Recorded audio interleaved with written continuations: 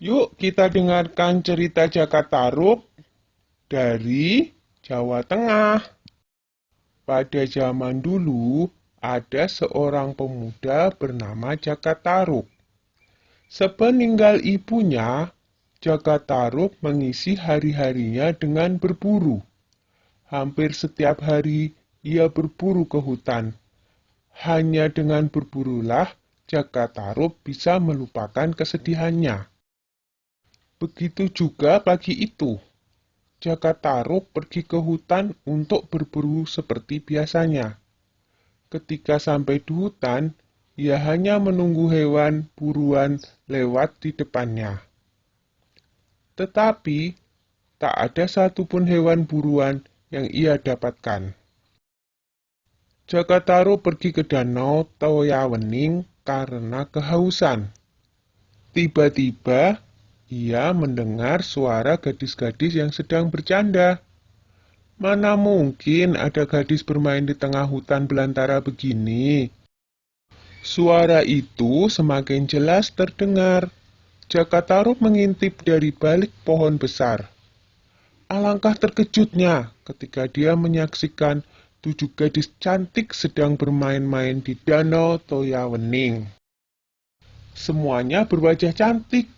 Dari percakapan mereka, Jaka Tarub tahu kalau 7 gadis itu adalah bidadari yang turun dari kahyangan. Apakah ini arti mimpiku waktu itu? Pikirnya senang. Jaka Tarub melihat ada tumpukan selendang di atas sebuah batu besar di pinggir danau. Selendang-selendang itu memiliki warna yang berbeda-beda. Jaka Tarub berniat mengambil salah satunya.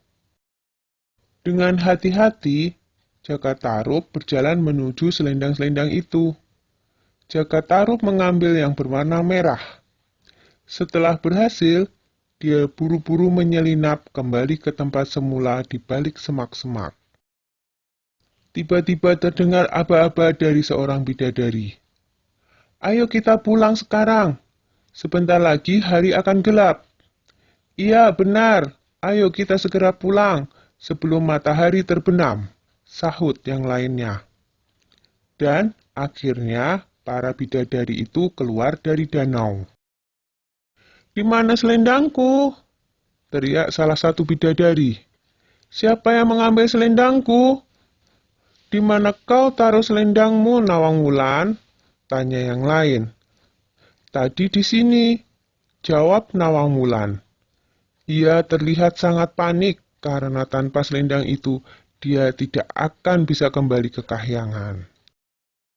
Karena hari sudah mulai gelap, yang lain terpaksa meninggalkan Nawang Wulan sendirian. Dia hanya bisa melambaikan tangan kepada keenam temannya yang terbang menuju kahyangan. "Mungkin sudah nasibku untuk menjadi penghuni bumi," pikir Nawang Wulan sambil menangis. Dia lalu bergumam, "Barang siapa bisa menolongku, akan kujadikan saudara jika perempuan. Jika dia laki-laki, akan kujadikan suamiku." Lalu Jaka Tarub pun muncul dari balik pohon untuk menolong Nawang Wulan. Akhirnya Jaka Tarub pun menikah dengan Nawang Wulan, seorang bidadari dari kayangan.